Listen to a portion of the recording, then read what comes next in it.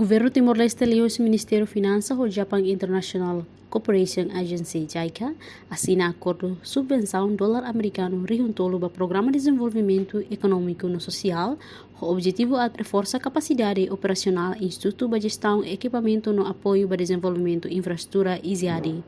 Acordo ne assina o ministra da Finanças, Santina Cardoso, o representante JICA e Timor-Leste, Daisuke Kumori, e a salão auditoria Kerala Sanana Guzmão Aitara Klaran dele quinta lorong sanolo resingida bulan dezembro tina rihun rua ronolo resin 5. Ministra Finanças hateteng apoio subvenção do governo Japão ne hodi apoio ISIAD atende situação emergência sira e território Timor Laran tomak. Sira precisa de ter equipamento pesado sira para berhala normalização da situação sira rumah wahida quando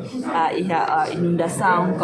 calamidade situação sira emergência sira nem dareka taksane presença e ada ne presença ne brigada sira sempre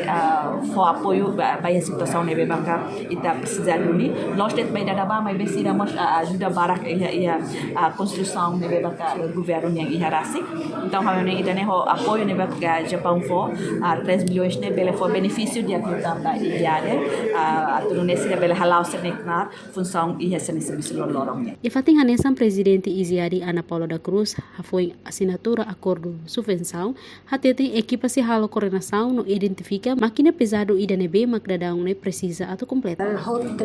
3 milhões de bema agora for ano é total será para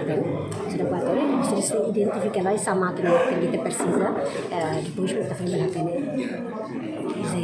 for sai né que tem que use processo de procedimento deve ser a catena mais mas agora catena tal katakino oi tem osan 3 milhões de para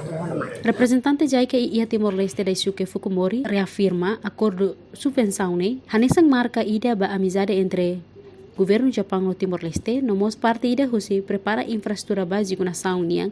hanesang membro fong ASEAN. So I believe that this kind of cooperation would stimulate the acquisition,